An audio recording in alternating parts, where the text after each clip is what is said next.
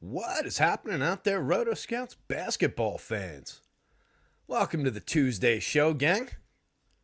Another two-game slate. A little in-season tournament action again tonight. Should be fun tomorrow. I was saying it in Discord and I'll say it again. Should be fun tomorrow when we've got an 11-gamer. Most of the teams having 3 straight days off because there were no games Sunday. 2-game slate yesterday, 2-game slate today. We're going to have like 25 guys out for rest tomorrow after 3 days straight off. So that'll be fun to deal with. But today, pretty straightforward. Yesterday looked straightforward going in. We had a little bit of curveball in the performance by Luke Cornett. A little bit of curveball from Sammy Hauser had a decent day in that early game. Rest of the Celts didn't really get to crazy levels. Al Horford underperformed. Later game, as far as I remember, went a little bit more according to plan. But for some of us, it was too late by then. Not a great night from me. That's okay. Back to the grind today. I think today, just based on the rotations that we're dealing with, outside of a little bit of question mark about the down bench, big men on the Lakers, and then maybe a little bit of question mark around a couple of minutes in the Milwaukee rotation that could actually impact Marjon Beauchamp most particularly, and he's crazy popular today. Outside of those things, we're relatively straightforward. Like the Knicks have an incredibly straightforward, this is what we do every single game kind of a rotation. And that's basically true for the rest of these teams. We do have Eric Gordon questionable. We've got LeBron James questionable. We've got Anthony Davis probable. I expect all three will be out there. I think Eric Gordon's the only actual question mark.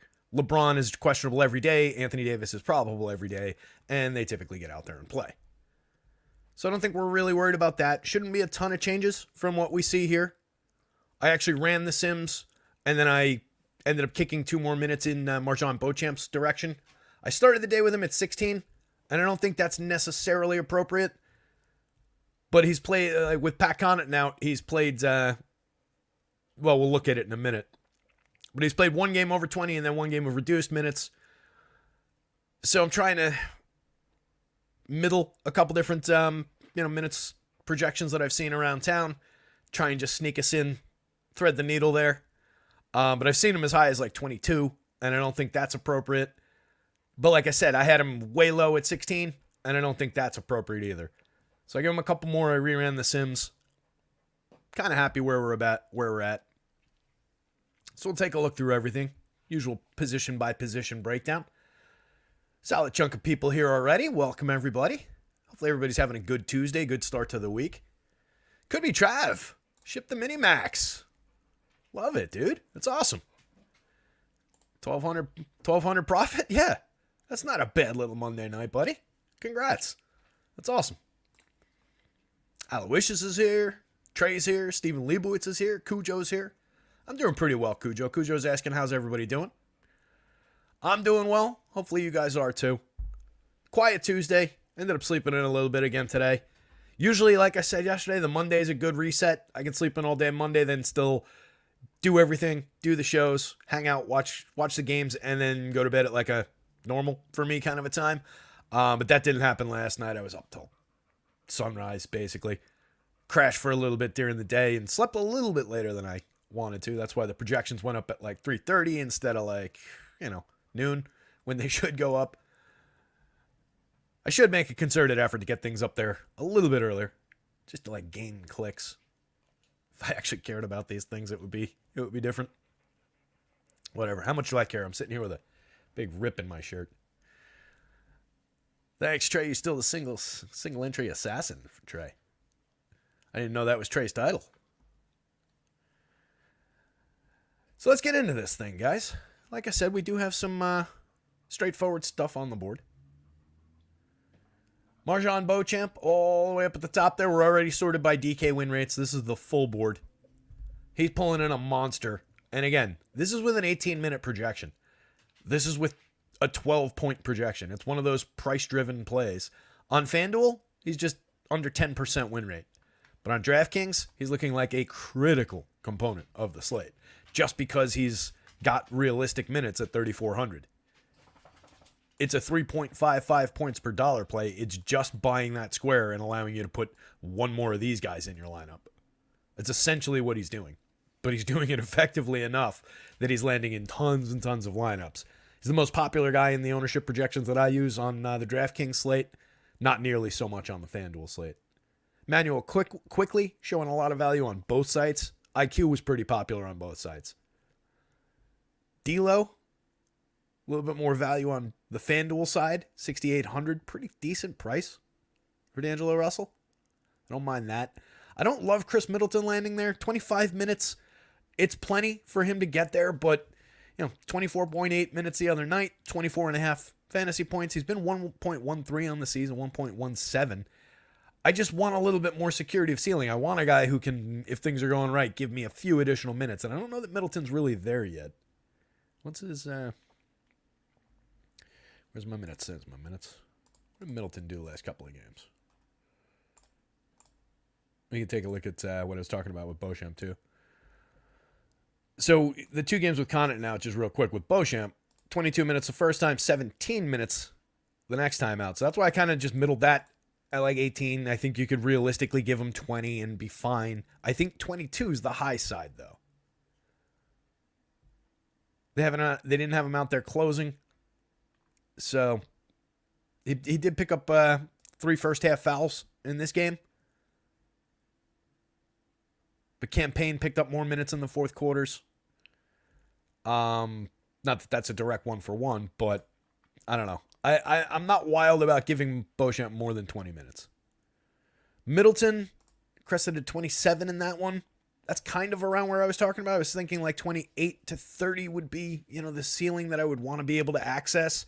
The fact that he hasn't gotten to that, I don't know. I don't love that Middleton's landing so well, but he's cheap. I mean, for a 1.13, 1.17 point per dollar player, that's pretty cheap. Or point per minute, rather. Trav got there with Sabonis and Ingram yesterday. Nice. Yeah, Sabonis had a good one. Ingram definitely did. I didn't have enough Ingram in the end. I don't know where those went. I think a lot of it went Celtics direction. But yeah, Ingram was nice. Brian, I would love to see it. That would make all the difference in the world. Middleton. Whoops, wrong one. Middleton pushing 30. But just that we haven't gotten there yet. I wish we had seen it,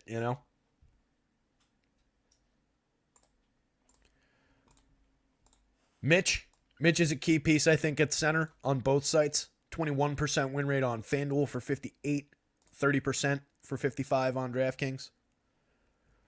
It's another day where a lot of the stars are showing the better points per dollar numbers.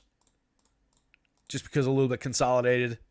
But you're seeing, the 4 is the dark green.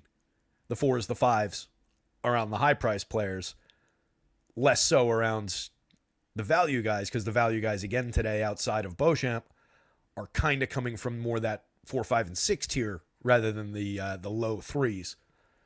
Jared Vanderbilt, I mentioned that Lakers group of big men.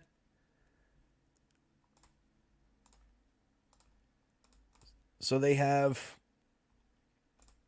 Vanderbilt's also probable, but he played the last game. Seems like he's going to be back. Played 14 minutes the last game. But they hadn't had Rui, and Rui's back. My inclination is, and the way that I projected it, is that they go to, they utilize Rui, Vanderbilt, and Christian Wood, and they leave Jackson Hayes a little bit to the side. Other places, they're throwing Jackson Hayes a couple of minutes. I don't really see the value. I think other places are undercutting Rui, who they actually have used and like. He's averaged 23 and change minutes on the season. Didn't play any of the last 5, but was averaging 26 in the last handful before he went out. Now, a lot of that was with no Jared Vanderbilt there. A lot of that is with Jackson Hayes and Christian Wood bouncing in and out, and sometimes one of them is the first big man off the bench before Rui. But I do think that these minutes kind of fall in the way that we've got them right now. So Jackson Hayes is the guy who's not going to pop in here.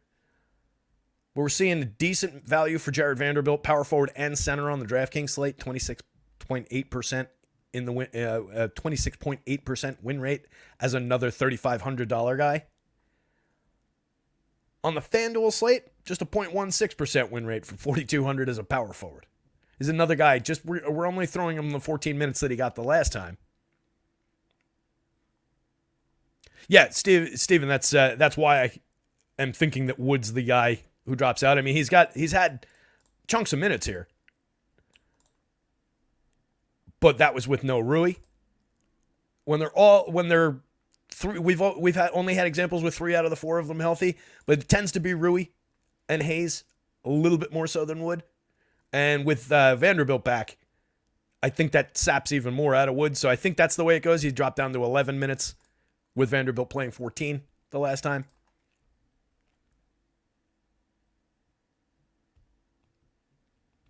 Yeah, I don't want Rui any lower than I've already got him. I just think there's a little bit of congestion right in that big man group. I've got Rui at 17. I don't know. I don't want to mess with it too much. Got into a sticky spot yesterday with that Peyton Pritchard thing. I had him dead to rights, and then I changed it and put him back at 20 and had him in a couple lineups that I didn't want him.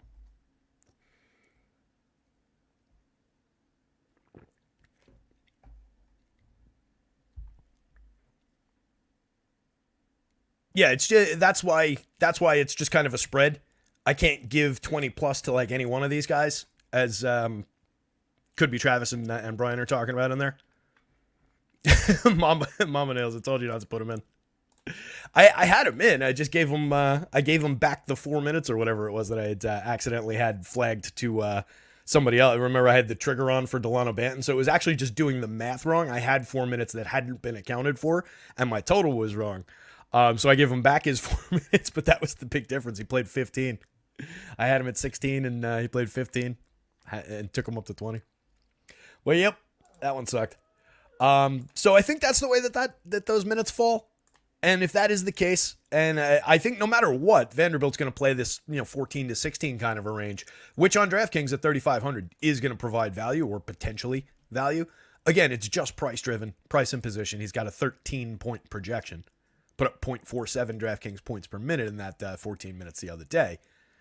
That was 13.7 actual minutes, 6.3 on the FanDuel scale. A lot of guys just showing value because short slate. So anybody getting 30-plus minutes is returning, decent numbers. Grayson Allen at 32 minutes is giving us a 37% win rate on FanDuel for 4,900, both shooting guard and small forward at 54. Still holding value on DraftKings, 30% win rate. I was actually expecting it to be lower as I started into that. That's actually surprising that he's holding up that well. A couple of decent center plays. We'll get into I'll sort them by position so we can talk it through. But again, just a lot of guys. Jalen Brunson, different value across sites, basically twice as valuable on the FanDuel slate for 83 versus 85 on DraftKings, but very valuable on both. High ceiling. Brolo, maintaining value across sites, more so on FanDuel. Probably the product of being one of, 3 center-only guys that are showing value. Is it only 3 center-only guys, period? Yeah, FanDuel, 3 center-only guys, and they're pulling 65% of the win rate at the position. That's pretty clear-cut. Doesn't get more straightforward than that. I guess a couple of shares probably of AD are falling into that spot as well. Maybe you get some of these guys, but I imagine your Eubanks, your Portises are falling at power forward, and probably most of your ADs, and you just take these 3 guys at center. If you wanted to differentiate that with like a curveball type play, it's probably Bobby Portis. I don't know what his ownership looks like, but given the more secure projection, better points per dollar, better minutes, and a pretty solid 38% win rate. If I wanted to say I don't want one of these 3 guys or AD in that center spot, Portis might be the interesting way to take that because he's at 5,200, so you're getting a little bit of a price discount, and then you can do different things in different positions. But that's just kind of a pivot. It's not like finding a Cornet at 3,500 or whatever he was to suddenly go off for 27 points. Portis will be owned on this slate. Just interesting how thin the center only guys are. Again, it's only 2 games, 4 teams. It's not that surprising, but I feel like we had more guys yesterday. I guess that can cue us into getting into the position by position. Do have stronger win rates down here for some of these guys on FanDuel as usual. Giannis showing 15%, 13% on DraftKings. There's Portis. Devin Booker 23%, 13% on DraftKings. Assuming he goes at all, Booker looks very playable on FanDuel. Pretty good on DraftKings. Just one of those stars that we're paying up for, but you got to love the points per minute on both sites. Third highest on the board. Third highest on FanDuel. Second highest on DraftKings. So, if Booker's out there, he's a killer. Like that spot a lot. Let's jump into the position by positions. So again, just Beauchamp up at the top. The 18 minutes. We're talking about ultimately over 16 games so far, playing 16 minutes a night, 0.64 DraftKings points per minute, 0.67 FanDuel points per minute with no Pat Connaughton. There is, a little bit of opportunity for him to play into the 20s.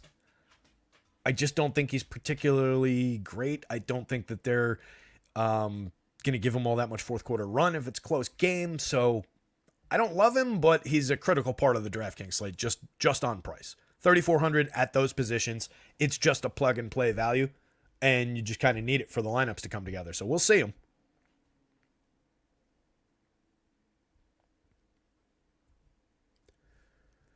Steven Leibowitz, a lot of Knicks exposure that makes him uncomfortable. I like the Knicks in this one. They're showing a ton of value, obviously, anyway. And, again, 2-gamer, it's just going to be that way. But I don't know. I kind of like that spot. There's a couple key Knicks that look pretty decent in the model. And we've got them at a plus 3 and change possessions, which I believe, they're the best pace up spot on the board. Obviously, that's because they're the Knicks, and they don't really play high-paced games, so when they run into a team that plays at a little bit better pace, it's usually a pace-up spot for them. But I do think that there's a good value there, and I do think, as Mamba's pointing out, just one of the absolutely just locked-in kind of rotations. You can kick 2 minutes back and forth between DiVincenzo and Quickly. I've got him at, I've got Quickly at 23, DiVincenzo at 20. In my opinion, Tibbs would like to play DiVincenzo a couple more minutes than Quickly, but they kind of need Quickly scoring off the bench a lot of the time.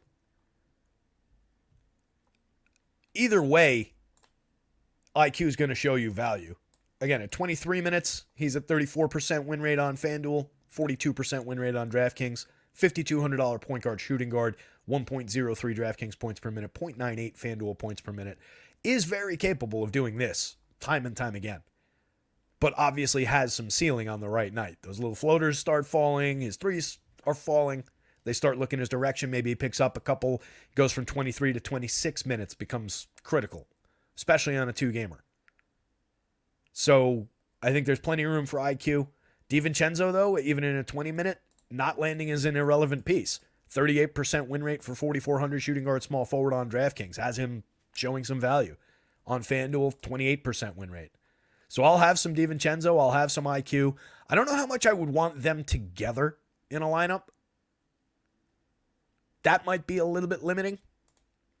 So maybe it's a matter of just like monitoring which Knicks, or maybe you make a group to control which Knicks land in your lineups together.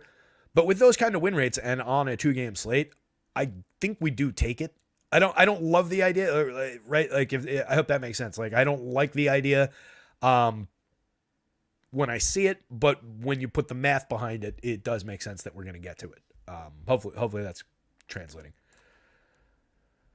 Grayson Allen, another player I don't love, but a 37% win rate can't be ignored. 32 minutes, 4,900 shooting guard small forward on FanDuel, 5,400. Still, like I said, holding value on the DraftKings slate. That's one of the bigger surprises on the slate. Like, I guess there's only so much that's going to get pulled in the direction of these guys. These guys are a little bit more. The small forward eligibility is probably where more of that's falling over $5,200 Emmanuel quickly.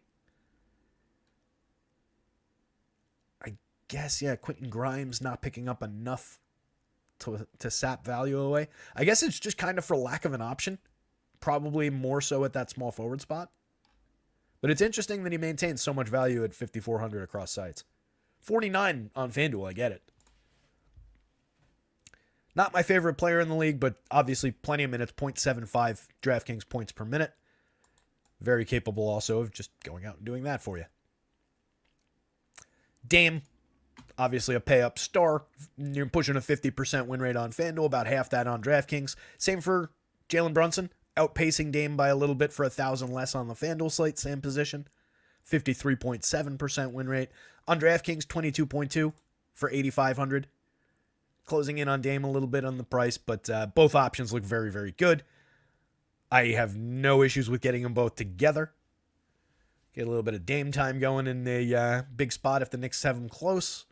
Could be a fun fourth quarter in that one. Knicks seem like they, a lot of the speak around the locker rooms and stuff, just from a fan perspective or whatever. Knicks seem like they want this. I think they're a little bit engaged in the in-season tourney. A lot of young guys on that team. A lot of not low-paid guys, but lower. There's some working-class type guys on that team. Guys who could use $500,000. Such a dumb thing to say. But, I could see the Knicks wanting this a little bit, and obviously they're capable of hanging with Milwaukee. Trey's playing one line. You have me wanting to play Dante DiVincenzo. Dante's won me at least one GPP, and he's a good kid, so I'm rooting for him to get more minutes, says Mamba.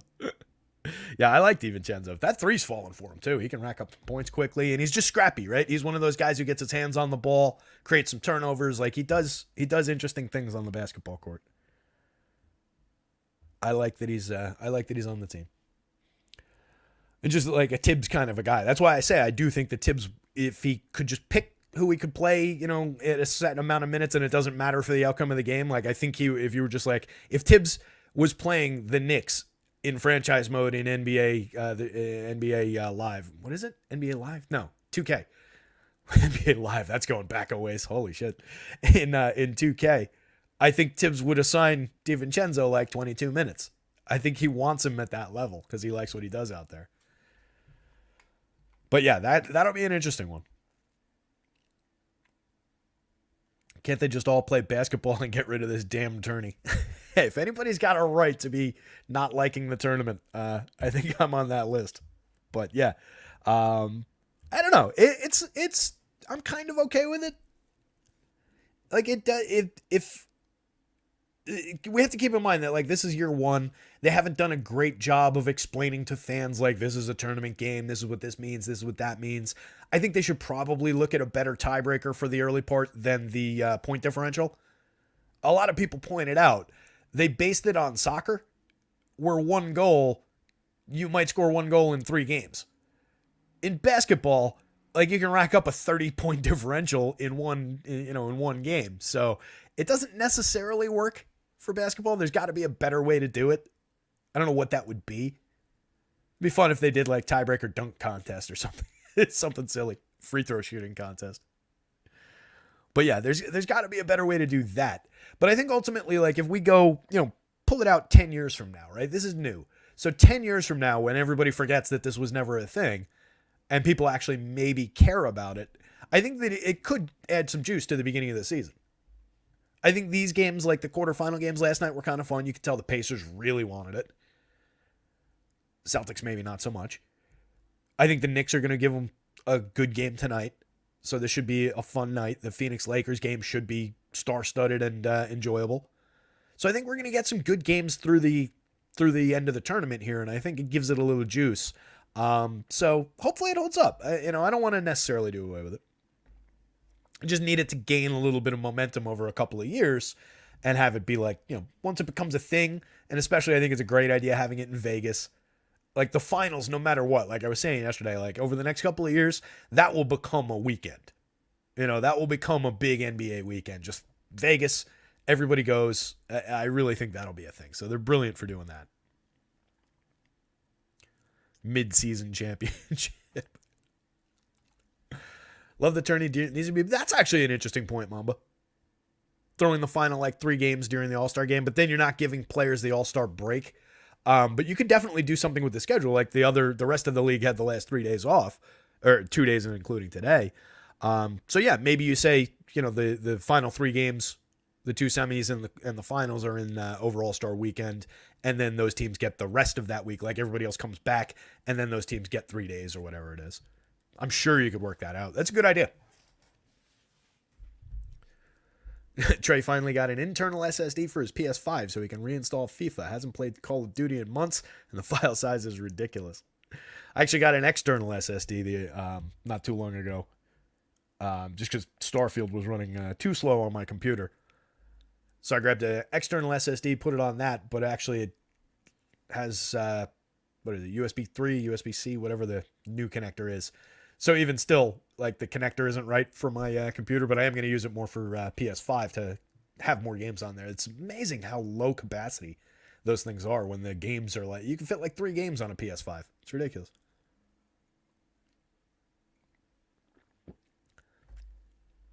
Yeah, exactly, Josh.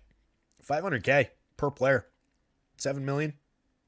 It is a lot up for grabs. And like I was saying on yesterday's show, Julius Randle, I think it was Randle. It might have been Mitch, but I think it was Randall, who I read the quote where he was just saying like, oh, look, I don't care what anybody out there is saying, like maybe the $45 million a year types, maybe it's not a lot of money to them, but like $500,000, even to a guy like Julius Randle, is a lot of money. And he was specifically pointing out like, the young players on the Knicks, the down bench, journeyman types on the Knicks. So he's saying like, we really want to get out there and win these guys $500,000. Like that is consequential money for some guys down the bench on a lot of these teams.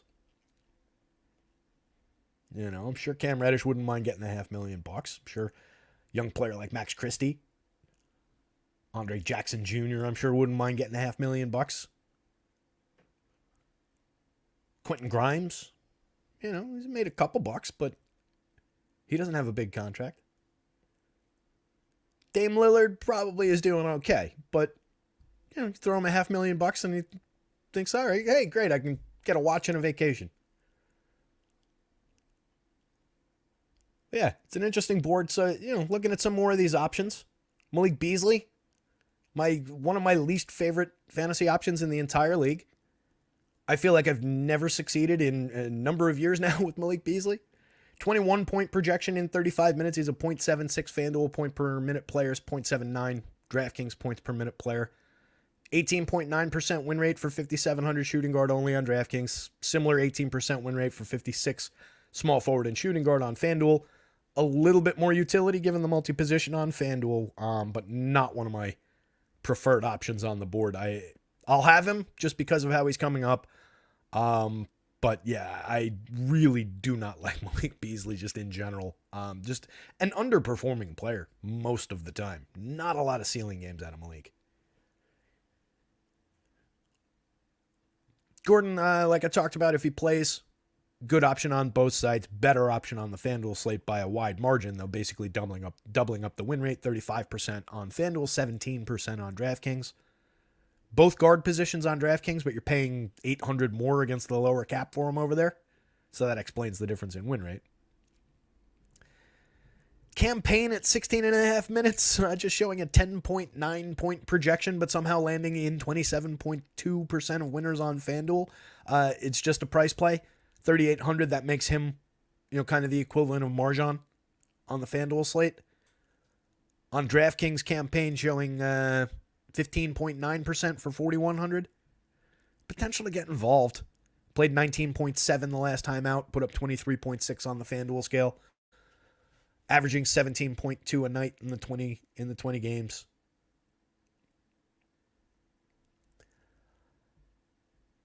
At 3,100, Andre Jackson Jr. is also showing a little bit of value on the DraftKings slate. Again, that is entirely priced. You can see the projection is under 10. It is a 7-point fantasy projection. Yet he comes through the Sims just because it's 2 games and because you're just paying for squares, right? Nobody here is saying that Andre Jackson is going to go out and score even 15 fantasy points tonight. I do not think that's the case. I have him at 7 minutes.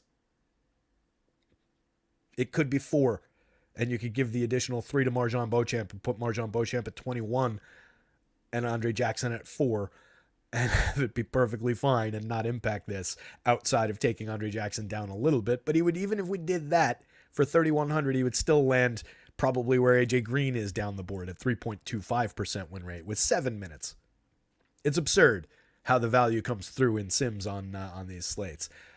If you get the weird night where Andre Jackson goes out and plays, the first 4 minutes he hits a few threes and then they give him a couple extra minutes because he's looking good out there, and all of a sudden you've got him at 12 minutes. I don't think there's much ceiling beyond that unless they're just absolutely lighting up the Knicks, and I don't think that's going to happen. So, yeah, it's difficult from looking at it on the board with that kind of a projection and that kind of a minutes expectation. But the way that it comes through the math does mean that you want a little bit of them sprinkled in. If you're building 150, you should have a few shares.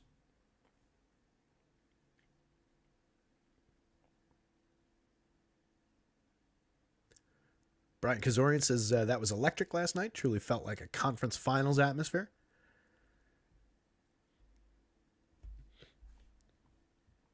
Yeah, I do, as Josh is saying, Josh Gillum, the coaches also have tight rotations, pretty much treating these like playoff games. Yeah, that's what I liked, coming into yesterday. That's how I had it projected and, kind of held up, and that's how I'm looking at it again today.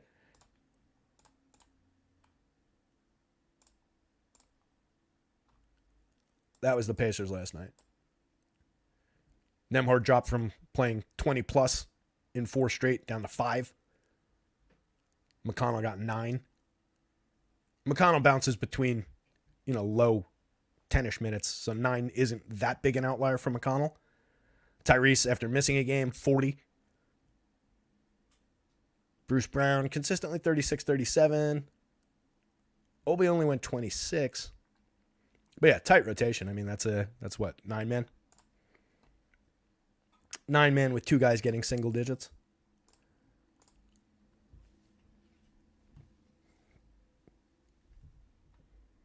Yeah, Steven, absolutely.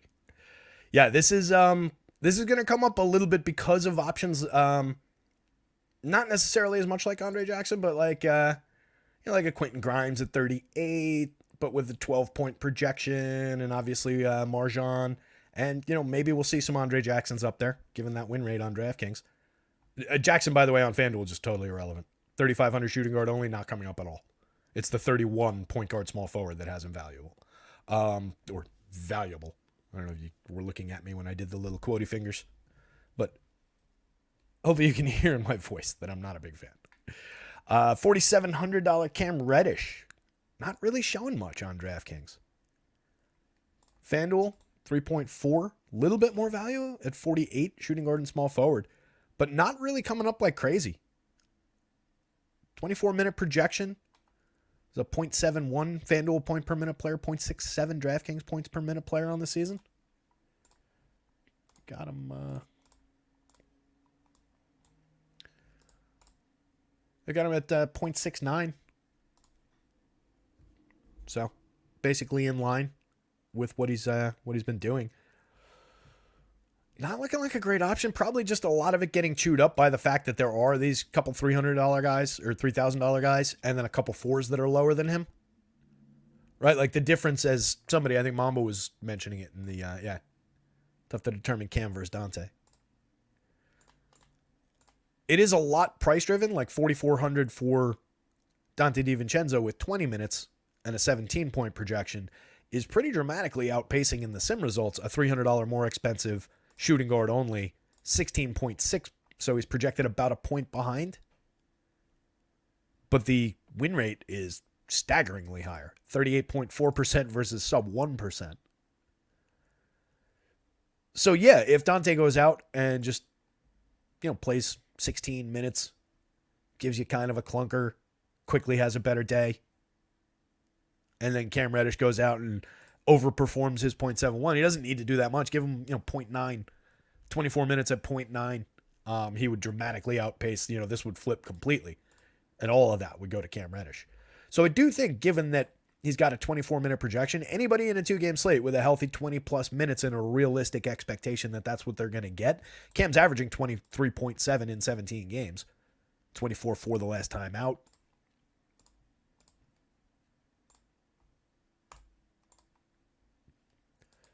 $24 that game. 20 the game before that. In his last 10, we're at 25-2. So a realistic expectation of 24 minutes. Should be a part of some lineups. But if the value falls as projected, if everything holds up, Dante looks like the better option. Austin Reeves showing some value on the FanDuel slate.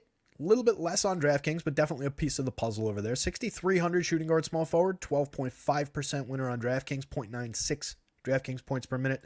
At 0.93 FanDuel points per minute, he's coming up 25.8% in winners. 5,900 small forward shooting guard.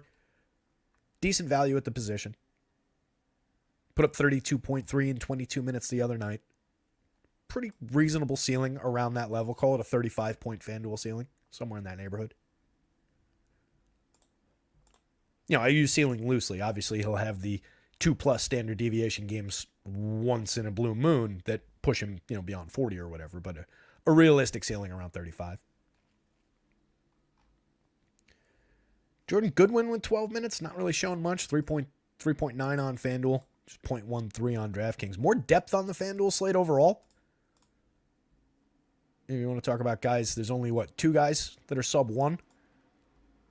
That's 17 guys at least 3% or higher. On DraftKings, it's a little bit, maybe not. 3%. Yeah, it's actually the same. 2 guys sub 1 is just a different 2 guys. So some price and positional differences, right? Andre Jackson, 3,500. AJ Green, 3,500 on the FanDuel slate. Splitting 14 minutes basically right now in my projections. $3,100 point guard small forward, and Andre Jackson showing a little bit more value than his counterpart, who's point guard only, for the same price. So that's an interesting way to illustrate that. You do have a little bit higher projection for Andre Jackson in the minutes, despite a same so far this season production. But just looking at them side by side, it's kind of interesting. It's probably just all going to the small forward spot, I would guess. Anyway, let's get out of this.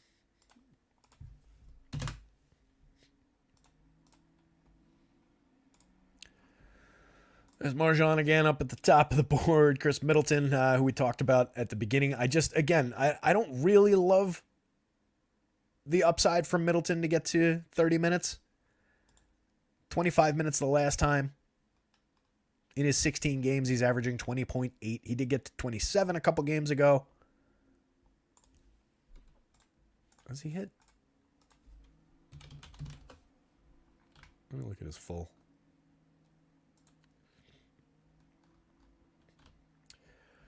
Middleton. There you are.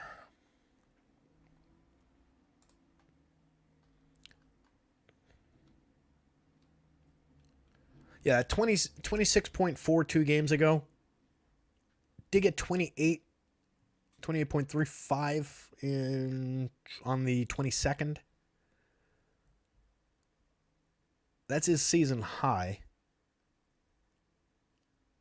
I still think, realistically, it's probably a 28-minute ceiling somewhere around there. Maybe you do get an outlier to 30. Either way, at 25, he's showing value, right? Nearly a 40% win rate on DraftKings for 6,000. Nearly a 30% win rate on FanDuel for 61. So either way, I do think we're including Chris Middleton. It's not that crazy. Just the idea of, the potential to get to 28 minutes would make him a little bit more interesting. If I could have a secure, upside of 30, know for sure that maybe he gets out there. Maybe this is the night he gets it, right? If they care about the in-season tournament, maybe this is the night he gets it.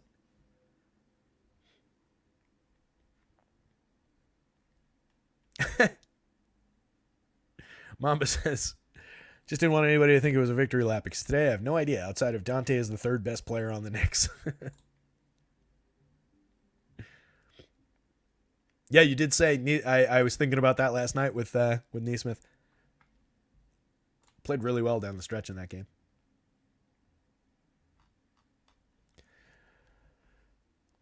So Dante's right up at the top there, and then we've got some interesting, star-ish kind of names. Julius Randle, the more ish guy. Anthony Davis, the more secure star. 1.43 points per minute on DraftKings, 1.49 on FanDuel. Put up a 62 in 36 and a half minutes the other night. Got him at 36 minutes again tonight, one of the highest projected players on the board. Giannis outpacing him by a few points, but AD looking like a really solid option. 25% win rate, power forward and center on FanDuel. 34% win rate, power forward and center on DraftKings. Only 10,000 over there. 11.4 against the higher cap on FanDuel. That's a big price difference. I'm kind of surprised that I guess maybe they've got it a little bit friendly for the two-gamer. Giannis is also basically a $800 difference site to site. 12.2 on FanDuel, 11.4 on DraftKings. So I think DraftKings a little bit more loose with their or a little bit more friendly with those prices on the stars for a two-gamer. But both guys showing tons of value on both sites. 14% win rate for Giannis on FanDuel, 13.2 on DraftKings. Randle, 1.16 FanDuel points per minute, 1.21 on DraftKings, 36.5% win rate over there, 5.09 points per dollar for 8,700 power forward center. Looks like a very good option. Power forward only on FanDuel, 35% win rate. Again, a very strong option. Put up 43.5 in 35.3 minutes the other night. Should be, it got over his early season woes and has been pretty good of late. So no issues with getting to Julius Randle. I expect, especially since he's power forward only, I'm going to have a boatload of Julius Randle alongside those three centers. And then shares of Anthony Davis will drop in. Some value shares of other guys will probably drop in. I'll probably get some KD at the power forward spot. Maybe some LeBron. All these guys showing value though. Look at the win rates on these high priced guys. All right, 34% for Randle, 36 on DraftKings, 25-34 for AD. Kevin Durant, 52 on FanDuel, 31 on DraftKings. LeBron, 39 on FanDuel, 26 on DraftKings. A couple more Knicks showing value here too. Josh Hart, 41% winner. RJ Barrett, 33 on FanDuel. On DraftKings, those guys are 34% and 26%. Knicks are looking very, very playable. Again, they're the biggest pace up spot compared to what they normally are on the board tonight. Something. The Vegas numbers haven't updated since a little while ago, but both games were at 229.5 earlier. The Bucks were favored by 5 over the Knicks, but that's a reasonably close line, considering the Bucks. And then Phoenix and LA, 1.5 point spread, 229.5 point total in that one also. So the Knicks do have the lowest implied total at 112.25. But the Lakers and the Suns are only at 114 and 115.5, and the Bucks are at 117.25. So we're not talking about a really big gap in implied totals for any of these teams.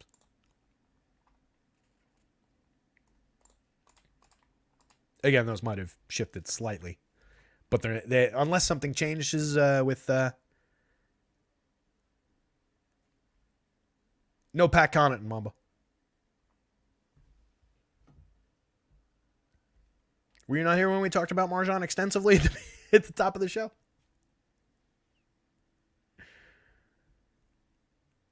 Wemby active tomorrow. All this Wednesday news.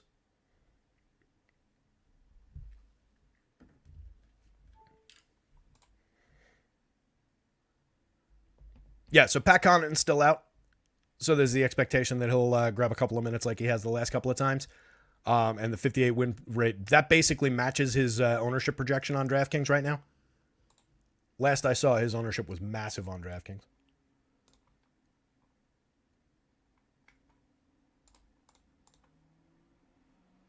Let's see where we're at. Yeah, still similar. And for the record, they've got him the place where I draw the ownership sources from. You guys all know where that is. Our pals over at RG. They have Beauchamp getting 20 minutes, projected slightly higher than I do.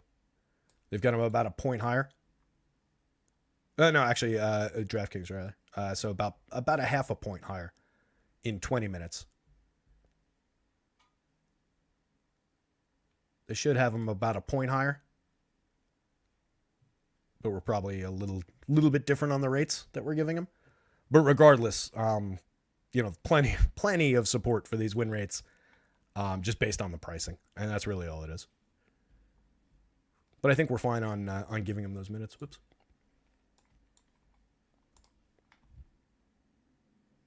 Yeah, no worries, but yeah, that's where they came from. And again, I'm being a little bit conservative about it. I do think that there's a little bit of potential for him to get up to like 22. And that would just make him look even better. It would push him more into value on FanDuel. Like if he went out and played 22 tonight, it would be more problematic for FanDuel players. Like you're just going to have him on DraftKings anyway. It just makes him better. And if he goes out and plays like 16, it's not going to get that much worse on DraftKings. I don't want to say it's safe by any means because he could go out and play a really ineffective 16 minutes like he did in that last game. If you're looking in the middle there, 16.8 minutes, 10.2 FanDuel points. He could absolutely do that and ruin your night. But you could also get that in a little bit of value. Now Reddish is playing. He was on the previous board that we were looking at. He was at the bottom. Just getting value sapped away. He's down here. We were talking about him a couple minutes ago, Del. Just getting most of his value sapped away by guys like DiVincenzo. So this is almost a direct head-to-head there. And then a little bit of it getting taken away at the same price, at 4,400 by like Max Christie. Even with fewer minutes, just the price. But yeah, I do think there's upside for Cam. Like I said, I do think even with these low win rates, anybody with a 24-minute expectation and a realistic 24-minute expectation should be a part of your plans. Just because there is the swing in his standard deviation. He puts up a standard deviation and a half on top of his mean projection, and you're fairly well in business for the price. Still got to outperform the other options. Fair amount of that's going Marjan's way. Fair amount of that's going DiVincenzo's way. But you can't tell me with more minutes that he's incapable of outperforming those two guys.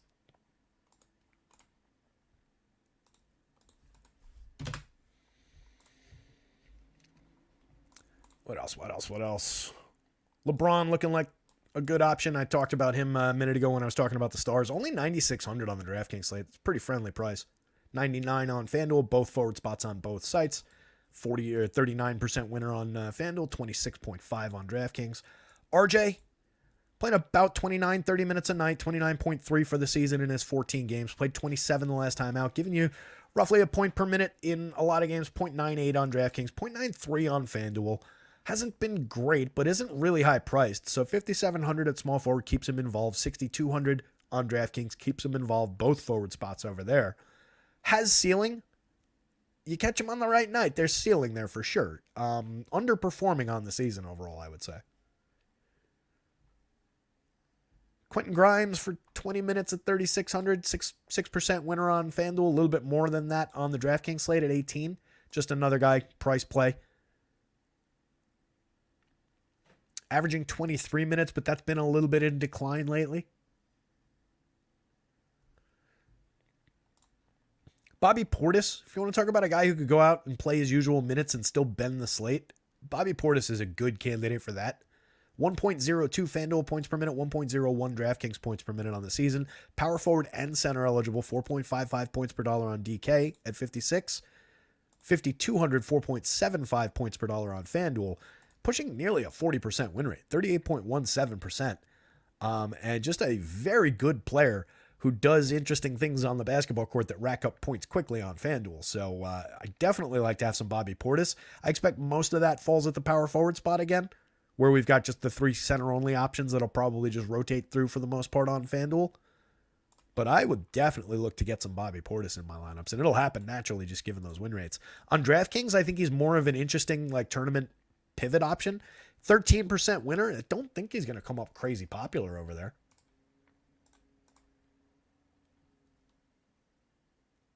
He's not projected for any ownership on DraftKings. That's an interesting pivot option on the DraftKings slate for tournaments. Single digit ownership projection for Bobby Portis. I don't mind that for just again, on a 2-game slate. A guy who go out there and play his typical, 24 and a half minutes. Capable of putting up a monster. Grab me a couple blocks. Chunk of rebounds. Bobby Portis. I don't have blocks on here. But putting up 6.7 rebounds. Over an assist. 11.3 points per game. 14.1% rebounding percentage. 53.7% true shooting.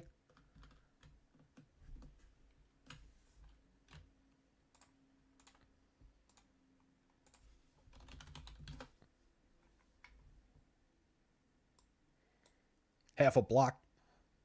Basically a steal. That's in 23.9 minutes a night.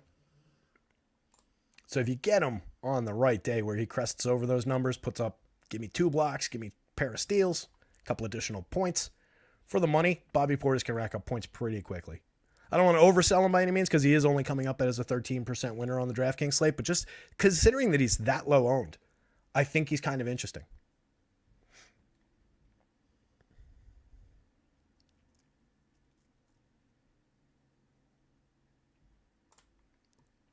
Mamba talking about Cam Reddish a little bit more.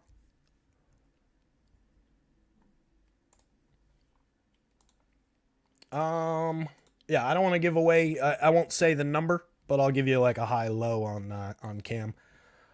It is extremely low on DraftKings, like hilariously, laughably low. Which I do think supports your point, Mamba, that it makes him a decent tournament play if nothing else. And again, just anybody on a 2-game slate that's projected for more than 20 minutes and has regularly gotten more than 20 minutes. So he just needs to go out there and do what he normally does. And if what he normally does outpaces Dante DiVincenzo, Marjon Beauchamp, and a couple other random guys on here, you'll see value, and you'll see it with nobody else on that play. He is projected for extremely low ownership. Do I buy that it's going to be that low? Not necessarily. But given how low they've got him, it's not going to crest to anything concerningly high. Let's put it that way. Unless like LeBron doesn't play or something like that.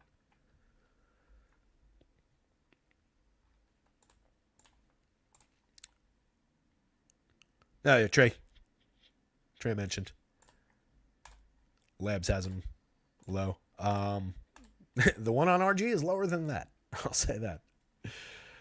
Let's see what else is on this board. So Portis, again, he'll come up a ton on FanDuel naturally, but maybe grab a couple shares on DraftKings. Maybe consider him if you're hand building like 5 lineups. Maybe consider throwing him into one.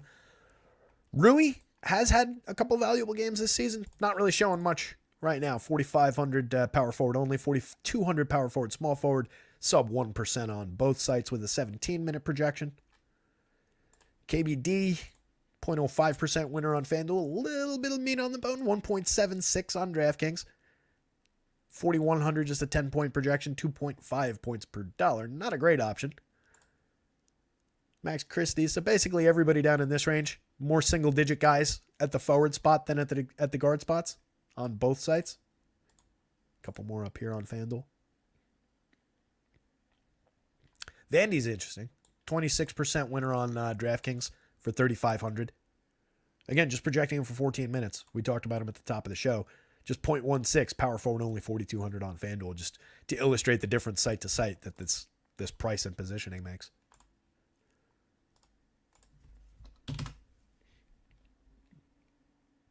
So DraftKings has 1, 2, 3, 4, 5, 6 center-only guys, where FanDuel has 3 center-only guys today. Fascinating. For the site that only allows you to play one center, you would think they would focus it more that way, but I guess they have to loosen things up. And it's justifiable with all these guys. So people that we haven't talked about, Mitch. I did mention him at the top of the show, but again, just another guy who could step in and put up a decent ceiling game in just what he's normally doing. 30 minutes. He's playing 29.9 a night over 19 games, so I think it's fair to give him 30. Last time out, 31.9, put up just 26.5. Better in the point scale on FanDuel at 0.92, but landing better on DraftKings because he's 5,500 over there versus 5,800 on FanDuel. 0.86 DraftKings points per minute versus the 0.92. Obviously, Mitch's game is, dunks and stocks, basically, and rebounds. But he's excellent at all three of those things. I really like the upside. I like the potential for a ceiling score.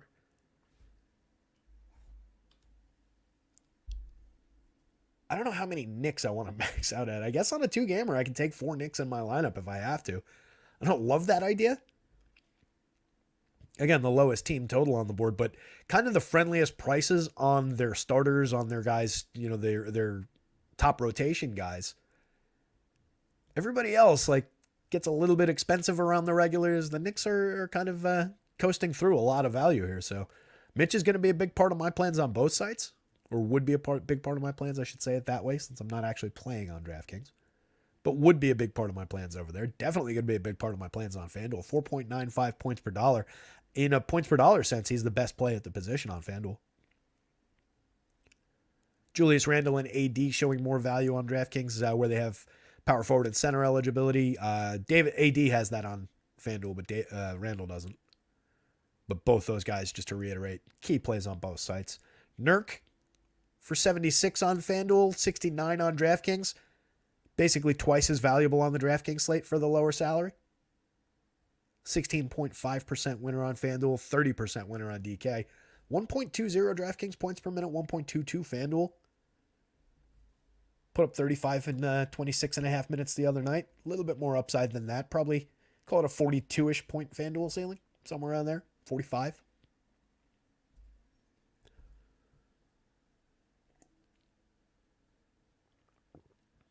And then Brolo. Another option I like. 28% winner on FanDuel, 18% on DraftKings.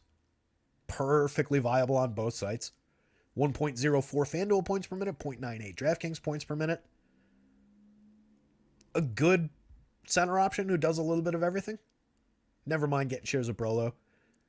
There are the random nights where you can get outplayed by Bobby Portis in terms of our fantasy scoring. So I think keeping both those guys in your plans, and I'll probably end up with a fair amount of them side by side. And I have no issues with that. 2-game slate, no issues with that.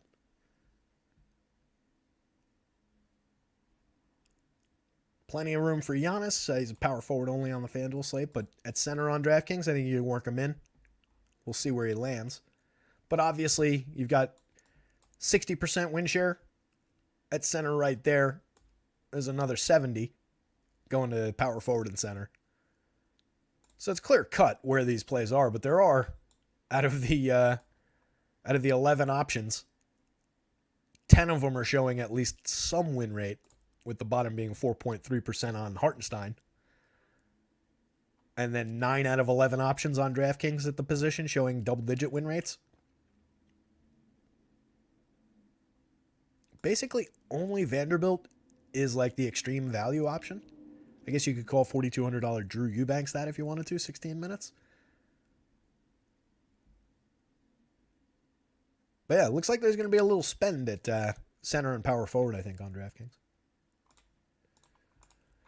Let's take a look where some of these lineups land. Not to skip Hartenstein too much. 3,900 at power forward and center. Another Knicks potential value option. Only a 16-minute a night guy. Just basically gets the backup center minutes, but a capable guy. Better passer than he gets credit for. Good rebounder. Can score the ball. Coming up 16.3% of the time. Another power forward center option for just price based on FanDuel. But if you get the random night where Mitch reverts to his old style and he's gets into foul trouble, which you could see against the Bucks front court, you could see a few additional minutes for Hartenstein, crest into the 20s. That would give him a lot of value. 4,300, just a 4.3% win rate on DraftKings. And then Christian Wood just not showing much value on DK at all. Looks like he got into a couple out of our 50,000 sims. Got into a couple winners, but not many. More than that on FanDuel. So really Wood and Vandy are flipped on the FanDuel slate. Although Vandy's showing way more value on DK than Wood is on FanDuel. I don't really like the Wood option all that much. 4,100. If I'm leaving anybody, by the wayside is probably him out of these guys that are showing any kind of value. Mamba's locking Cam. Hey, Mamba hit that call yesterday. Got to give him the credit. Let's jump out. We'll take a look at Sims. Coming up on 5:30. 2-gamer. We went through that for an hour. Kind of surprised. Not going to lie. I shouldn't say surprised. It is me. But it was a solid little run there. Let's jump on to the Ace Mine Sims. Do DK first. Probably got to shrink this down a little bit. This is the DraftKings Sim. $20 buy-in on DK tonight. Has that been usual? Did they bump it from 15 or is that just for today? FanDuel, friendly little $5.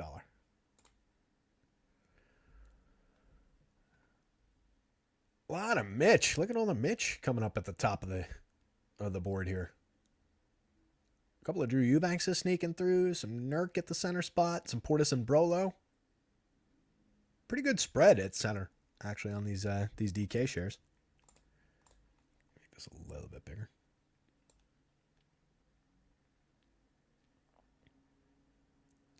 I want to show that there's good players over here. A lot of Knicks. A 3-Nick lineup up at the top. Jalen Brunson, IQ, and Mitch. With Taurean Prince and Jared Vanderbilt and Marjon Beauchamp. But then you get KD and Dame Lillard on the back end. That second lineup, also multiple Knicks. RJ Barrett, IQ, Jalen Brunson. You get LeBron, you get Nurk, you get Portis, Marjon, and Taurean Prince giving you value in that one. On a man-for-man, that second one's just more balanced, I think, than anything. So it looks like we're definitely spending money in that point guard spot. Right? There's not a value play in that group.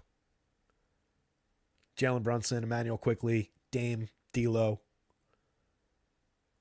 That's the entire group in that top set of lineups. This is, again, just looking at our top 150 finishers, but over here in the point guard position, every single name has been a spendy one. Eric Gordon, and I mean, IQ, is not crazy expensive, but there's no like $3,000 value play in this.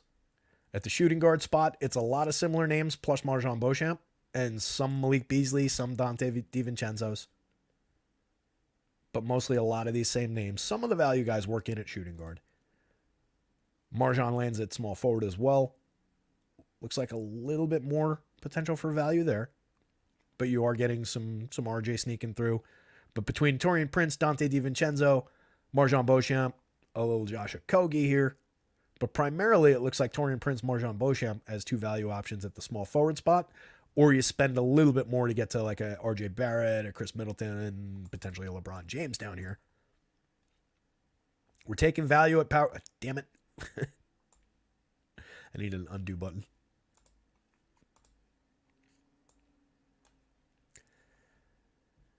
This is the same. So we're taking, it's kind of like half and halfing it. Some Vanderbilts and Portises here, but also some Giannis's and Randalls at the power forward spot. Center is a straight line through Mitch, Nurk, a little bit of Portis, a little bit of Eubanks, and a little bit of Brolo. But a lot of Mitch at the center spot here. And then you can get a little bit of, depending on what you did on this side, you get a little bit of spend back on the back end. Looks like, again, more spend overall between these two at guard. Like on the whole. But you do get high points with KD, with LeBron. KD, AD, RJ, KD, LeBron. So you get higher points, I think, at the util spot, or at the forward spot, and then again at the util spot. But there is some spend here at with Dame. More like mid to average spend, I guess, at the guard spot where you can get highs and lows between forward and util. And a lot of these are just flipping the same guys back and forth between positions, of course, because there's only 4 teams on the slate.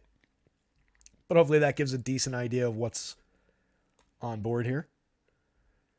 These are sorted by average cash won, highest ROI. Those generally align. If you want to see the highest overall projection, which Mambo was asking about yesterday, I think. Highest overall projection is going to be duped 6 times. But that's a $105 average winner, 529 ROI.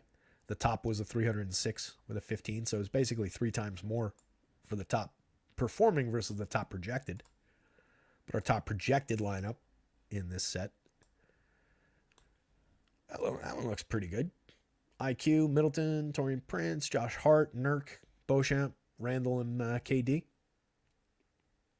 I don't mind that second one either with Dame, Randall, Mitch, D'Lo, and Nurk.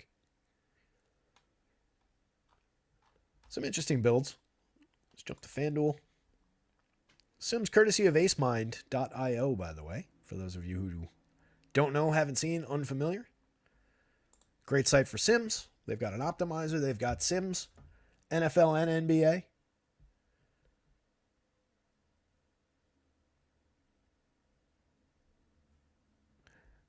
Apparently you can get a buy one, get one free on a troll shake if you spend $15 at Shake Shack tonight. Seamless felt the need to pop up a notification for that. I just didn't understand the headline that said, new trolls shakes BOGO free. It took me a minute to process that. FanDuel, a lot of Jalen Brunson, a lot of Emmanuel Quickly. Similar, though, in terms of who we're seeing in those point guard spots. Fair amount of spend at point guard, consistent across sites. But IQ, Jalen Brunson, Dame Lillard, Jalen Brunson, IQ, Jalen Brunson, D'Lo, IQ, Jalen Brunson, and Dame. A lot of Jalen Brunson. A lot of Knicks. You're going to be critical tonight. Seeing a fair amount of Giannis on this board. Giannis and Portis playing together on this board. I wonder how many of these have Brolo in the third spot there.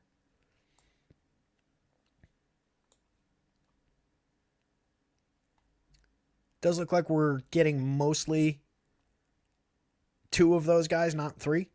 Right? Giannis, Portis, Mitch. Giannis, Brolo. Giannis, Portis, Mitch. Portis, Brolo. I don't see one with all 3. I'm sure there's one here. Giannis, LeBron, Mitch, RJ Barrett, Taurean Prince, Eric Gordon, Grayson Allen. That's an interesting lineup. D'Lo and IQ. That's a really interesting lineup. I like this one. D'Lo, IQ, Grayson Allen, Eric Gordon. I don't love those 2 guys together, but assuming Eric Gordon's playing full minutes, that's fine, especially on a 2-gamer. Taurean Prince, RJ Barrett, Giannis, LeBron, and Mitch. That's a good little lineup. $63 average winner on FanDuel. Remember, FanDuel, $50K up top tonight, $5 buy-in. So your $99 winner is actually nearly a 2,000% ROI. What else we got here? A lot of Booker shining through. Not surprised. A great projection, one of the higher points per minute players on the board. A little bit less Dante DiVincenzo than I would have thought. I see him here. Oh, there he is. But still, overall, a little bit less DiVincenzo than I was expecting. Also, a little bit less Marjon Beauchamp. Which actually, no, that holds up. He was sub 10% on FanDuel. I am a little surprised we're not seeing a little bit more DiVincenzo, though. If we go down board, probably getting a lot of them. Or he's just getting chewed up by Taurean Prince, it looks like a lot. Decent amount of Taurean Prince. RJ Barrett's coming through. Very Starsy Scrubsy, it looks like. Well, that's not even fair. That's not really fair to guys like Emmanuel Quickly and Eric Gordon. Malik Beasley, Taurean Prince more so. But it looks like you get a fair amount of, call it like 5 good mid-level spots, like your IQs, your Eric Gordons. 2 real value plays. and then a couple of stars.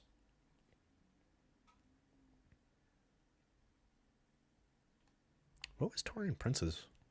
I got to go back and look at Taurean Prince here. I don't remember actually saying his name.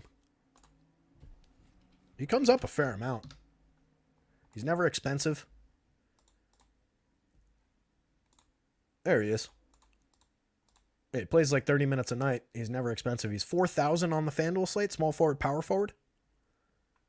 In 29 minutes, I've just got him projected at 18 fantasy points. He's a 0.54 per minute player. 0.55 on DraftKings. In 29.3 minutes the other night in the last game, he put up 24.7 FanDuel points, though. That'll basically get us home on a two-gamer for 4,000. That's probably why he's coming up so much. He's got a 50% win rate on the FanDuel slate. On DraftKings, he's a 25% winner. Did I talk about him and forget, or did I just skip over him somehow? I don't remember saying Taurean Prince's name, but a guy I have been getting to a fair amount as a value play. As usual, the FanDuel names just look better together. D'Lo, Dame, Devin Booker, Chris Middleton, Josh Hart, Julius Randle, Drew Eubanks, and Taurean Prince, and then finish it off with Mitch Robinson. That's a decent lineup. FanDuel lineups always look better on the surface. But I do think we're getting 4 to 5 mid type guys, 3 stars, 2 value plays type configurations.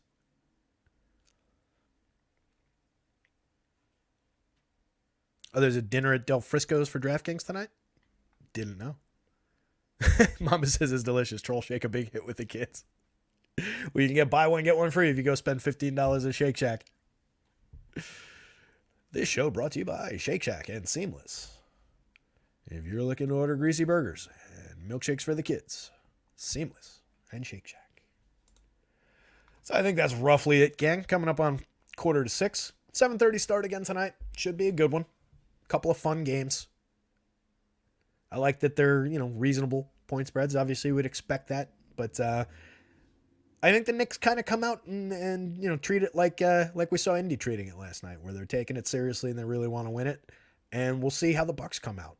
Bucks obviously have other things to play for than the Knicks do this year. So it'll be interesting to watch. And then I think just regardless, out in LA, I think that's just going to be a good game between some high-end players and some star caliber guys who kind of like to duke it out a little bit.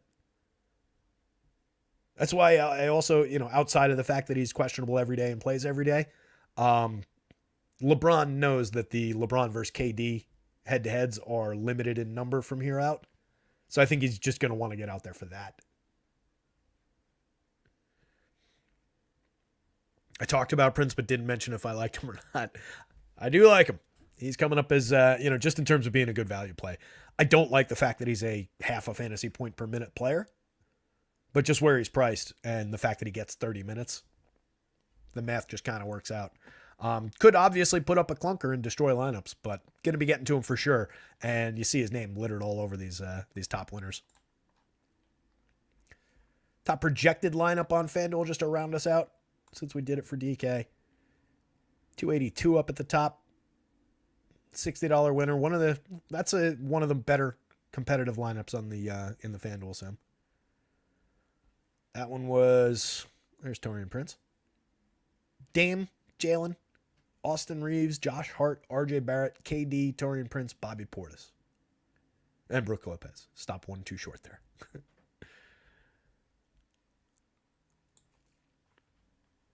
That's again by top projected, not by our actual results.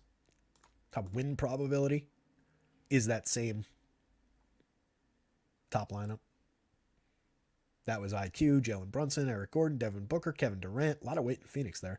Malik Beasley, Taurean Prince, Bobby Portis. 2 Knicks guards. 3 key Suns players. I don't love the configuration of that lineup just in a vacuum. Obviously, it had good results.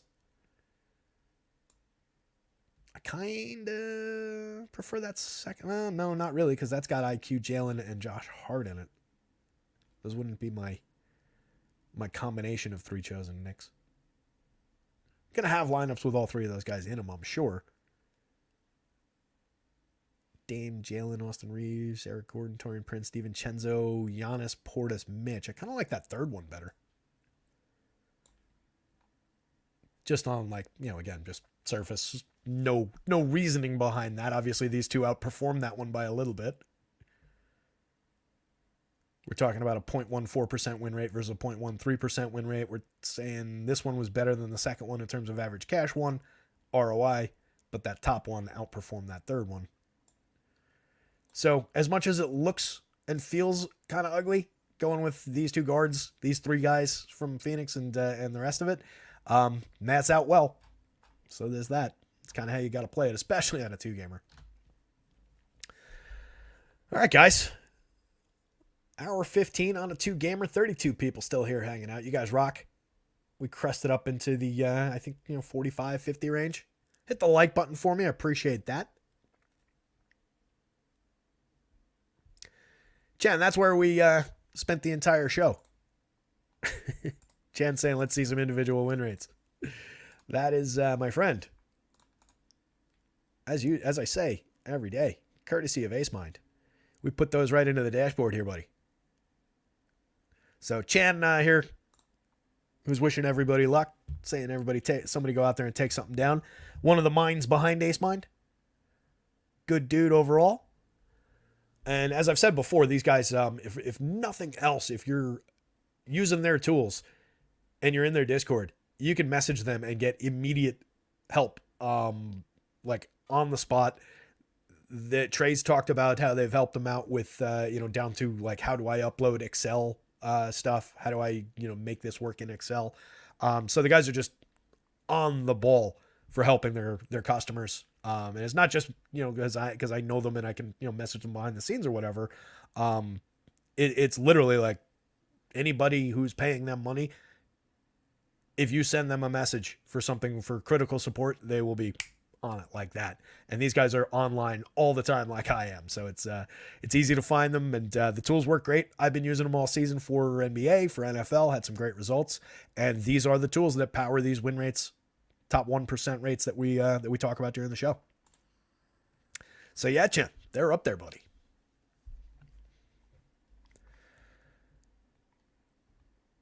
And with that, I will echo what Chan's saying there and wish you guys good luck tonight. Somebody go win something and enjoy the slate. Should be a fun 2 games. We'll be back tomorrow for the big, I think, 11 gamer. That'll probably go all sorts of pear-shaped and be fun. Other than that, I will see you tomorrow, gang. Have a good one.